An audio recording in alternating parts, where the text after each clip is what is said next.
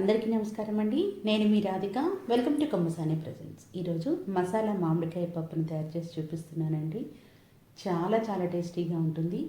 అసలు ఈ రుచి మీరు చూడకపోతే మీరు ఏ పప్పు తిన్నా కానీ వేస్టేనండి. అంత బాగుంటుంది. సైడ్ డిష్గా దొండకాయ వేపుడిని కూడా చూపిస్తున్నాను. చాలా సింపుల్గా అయిపోతుంది. వేడి వేడి అన్నంలో నెయ్యి వేసుకొని ఈ పప్పు కాస్త ఎక్కువ వేసుకొని తిన్నారంటే చాలు, మొత్తం అన్నం మొత్తం మీకు ఇంకా వేరేది ఏం అవసరం లేకుండా పప్పుతోనే తింటారు. ఎందుకంటే అంత రుచిగా ఉంటుంది. ఈవెన్ పిల్లలకు కూడా చాలా బాగా నచ్చుతుంది. వాళ్ళ లంచ్ బాక్స్లో కూడా ఈ కాంబినేషన్లో మీరు చేసి పంపించారు అని అంటే ఒక్క మెతుకు కూడా మిగల్చకుండా తినేస్తారు. చేసుకోవడం కూడా చాలా సింపుల్. ముందుగా పప్పును ఉడికించుకోవాలి, ప్లెయిన్ పప్పుని. ఆ పప్పు ఉడికే లోపల మామిడికాయలని తీసుకోవాలి. మామిడికాయల సీజన్ అయిపోయే లోపల ఒకసారి ఈ పప్పునైతే ట్రై చేయండి. మీకు చాలా బాగా నచ్చుతుంది. మళ్ళీ నెక్స్ట్ మామిడికాయలు ఎప్పుడు వస్తారని వెయిట్ చేస్తారు ఈ పప్పు చేసుకోవడానికి. పీల్ని తీసేసేయండి. అలాగే పుల్లదనాన్ని బట్టి మామిడికాయలు 2 కానీ 1 కానీ యూస్ చేసుకోవాలి. అది డిపెండ్ ఆన్ దాని యొక్క పులుపు మీద ఆధారపడి ఉంటుంది. నేనైతే ముందుగా టేస్ట్ చూశాను, పులుపు అంతగా అనిపించలేదు కాబట్టి 2 కాయలు తీసుకుంటున్నాను. పీల్ తీసేసి ఇలా ముక్కలు ముక్కలుగా కట్ చేసుకొని పెట్టుకోండి. అలాగే టెంకెల్ని కూడా మనం ఉడికిన తర్వాత తీసేద్దాం, ముందే తీసేసేయకండి. ఇది ఓన్లీ పచ్చిమిర్చి యూస్ చేసి చేస్తున్నటువంటి పప్పు. సగం పచ్చిమిరపకాయలు ఇప్పుడు వేసుకోండి, మిగతా సగాన్ని తర్వాత ప్రాసెస్లో యూస్ చేసుకుందాం. పులుపు ఎక్కువగా ఉన్నట్టుంటే మనం ఏదైనా కానీ పులుపు వాడుతున్నాము అని అంటే కారం ఉప్పులు ఎక్కువగానే పడతాయి. కాబట్టి పచ్చిమిర్చి కూడా కారాన్ని తగ్గట్టు ముందు సగం తర్వాత సగం వేసుకుందాం. పప్పు ఉడికిన తర్వాత ఒకసారి మెత్తగా మెదిపి వేసుకోండి. తర్వాత మీడియం సైజు ఆనియన్ ఒకటి, మనం కట్ చేసుకున్నటువంటి పచ్చిమిర్చి మామిడికాయ ముక్కలన్నిటినీ వేసేసుకోవాలి. తర్వాత ఒక పావు టీ స్పూన్ వరకు పసుపును వేసుకొని తగినన్ని వాటర్ వేసుకొని ఒకసారి ఇవన్నీ బాగా మిక్స్ అయ్యేటట్టుగా కలుపుకోవాలి. ఇలా కలిపేసుకొని కుక్కర్ మూత పెట్టుకొని 2 విజిల్స్ వచ్చే వరకు ఉడకనిద్దాము. ఇవి ఉడికే లోపల ఇంకొక చిన్న ప్రాసెస్ చేసుకుందాము. ఒక చిన్న ప్యాన్ని స్టవ్ మీద పెట్టేసుకొని తిరగమత గింజలు వేసుకునే స్పూన్ ఉంటుంది కదా, ఆ స్పూన్ నిండుగా ఆవాలు, అదే స్పూన్తో 1.5 స్పూను జీలకర్రను వేసుకొని కొన్ని మెంతుల్ని కూడా వేసేసుకొని వీటిని వేయించుకోవాలి. ఎక్కువ టైం ఏం పట్టదు, జస్ట్ 1 మినిట్ లోపలే అయిపోతుంది. తర్వాత 7-8 వెల్లుల్లి రెబ్బలు, కొంచెం కరివేపాకు కూడా వేసుకొని వాటిని కూడా కాస్త వేడవనివ్వండి. చల్లారిన తర్వాత పొడిలాగా కొట్టేసుకోండి. ఇది మసాలా. ఇప్పుడు అదే మిక్సీ జార్లో మనం ఇంతకుముందు సగం పచ్చిమిర్చిని వేసుకున్నాం కదా, తర్వాత ఇప్పుడు మిగతా సగం పచ్చిమిర్చిని కూడా వేసేసుకొని కట్ చేసుకొని వేసుకుందాము. కచ్చాపచ్చాగా గ్రైండ్ చేసుకోవాలి. లేకపోతే మీరు చిన్నగా కట్ చేసుకున్నా సరిపోతుంది. పిల్లలు ఉంటే తినడానికి ఇబ్బంది పడతారని చెప్పేసి పేస్ట్ లాగా చేస్తున్నాను. ఇప్పుడు 2 విజిల్స్ వచ్చిన తర్వాత ఆవిరంతా పోయిన తర్వాత కుక్కర్ మూత తీసి ఒకసారి పప్పు గుత్తితో మెదిపేసుకోండి.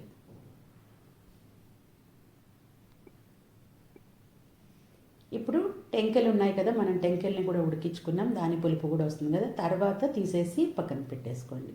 ఇప్పుడు ఒక గిన్నెను పెట్టుకొని 1 టేబుల్ స్పూన్ ఆయిల్ వేసుకొని 2 ఎండుమిరపకాయలు, అవి కాస్త వేగిన తర్వాత కరివేపాకును వేసుకొని వేయించుకోండి.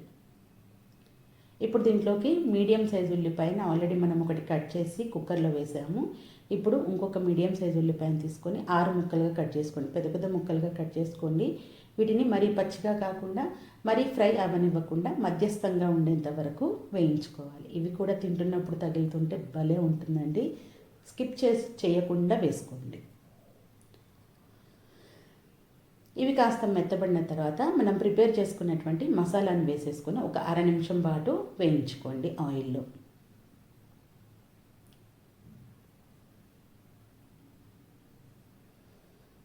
మీరు ఏ ప్రాసెస్లో చేస్తారు? మామిడికాయ సీజన్ వచ్చింది అని అంటే ఖచ్చితంగా పప్పు పచ్చళ్ళు చేస్తూనే ఉంటాము.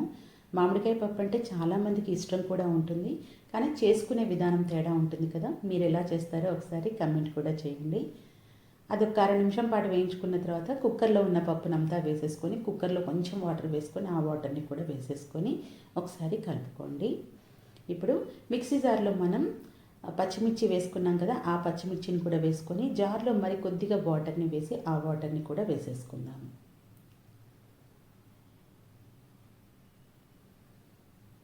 ఇలా వాటర్ని కూడా యాడ్ చేసిన తర్వాత తగినంత ఉప్పును వేసుకుందాము. ఉప్పు వేసుకొని ఒకసారి కలుపుకొని ఉప్పు కారం రెండు ఒకసారి చెక్ చేయండి. కారం ఎక్కువ పడుతుంటే పచ్చిమిర్చి వేయండి, ఉప్పు కావాలి అంటే ఉప్పు వేసేసుకోండి. కాకపోతే గొడ్డు కారం ఎండు కారం మాత్రం వేయకండి.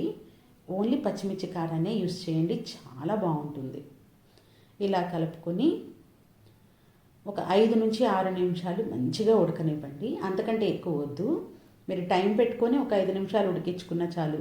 మూత పెట్టేసి మంచి బబుల్స్ వచ్చే వరకు ఉడకనివ్వండి అంతే. బబుల్స్ వచ్చేంత వరకు ఉడకనిచ్చిన తర్వాత ఒకసారి కలిపేసుకొని స్టవ్ ఆఫ్ చేసేసుకున్నారు అంటే ఎంతో టేస్టీగా ఉండే మసాలా మామిడికాయ పప్పు తయారైపోయింది. కాంబినేషన్గా నేను ఈ దొండకాయ వేపుడిని ఎందుకు చూపిస్తున్నానంటే, మనకి ఇంకా వేరేది ఏం అవసరం లేదండి. అన్నంలో ఈ పప్పు వేసుకొని పక్కన దొండకాయ ముక్కల్ని పెట్టుకున్నామంటే చాలు, మొత్తం అన్నం కూడా ఖాళీ అయిపోతుందండి. అంత టేస్టీగా ఉంటుంది. దొండకాయ ముక్కల్ని ఇట్లా పొడవుగా కట్ చేసేసుకొని 2 స్పూన్ల శనగపిండి, 1 స్పూన్ బియ్యపిండి, పసుపు, ఉప్పు, కారం, కొంచెం గరం మసాలా, కొంచెం ధనియాల పొడి వేసుకొని వాటర్ ఏమీ యాడ్ చేయకుండా ఈ ముక్కలకు బాగా పట్టేటట్టుగా కలుపుకోండి. మరీ కలవకపోతుంటే జస్ట్ వాటర్ని చిలకరించుకోండి అంతే. ఈలోపు స్టవ్ మీద ఆయిల్ని పెట్టేసుకోండి. ఇలా బాగా కలిపేసుకున్న తర్వాత మీడియంగా హీట్ అయిన ఆయిల్ అయినా పర్లేదు, ఇలా కలిపేసుకొని ఆయిల్ మొత్తంలో కూడా మనం కలుపుకునేటువంటి దొండకాయ ముక్కల్ని వేసుకోండి. నాకైతే ఒక వాయికి సరిపోయింది. సో సైడ్ డిష్గానే కాబట్టి తినేది మొత్తం ఒకటేసారి వేసేసుకున్నాను. చాలా క్రిస్పీగా ఉంటుంది, పిల్లలకు కూడా చాలా ఇష్టపడి తింటారు. మీరు ఓన్లీ దొండకాయ ఫ్రై చేసుకోవాలన్నా ఇలా ఫ్రై చేసేసుకోండి. ఈవెన్ బాక్సులోకి స్నాక్స్గా కూడా చాలా బాగుంటుంది. ఇవన్నీ వేసేసుకున్న తర్వాత ఫ్లేమ్ని హైలో పెట్టుకొని ఫ్రై చేయండి. వేసిన వెంటనే కలపకుండా ఒక 2 నిమిషాలు ఆగిన తర్వాత ఒకసారి బాగా కలిపేసుకోండి.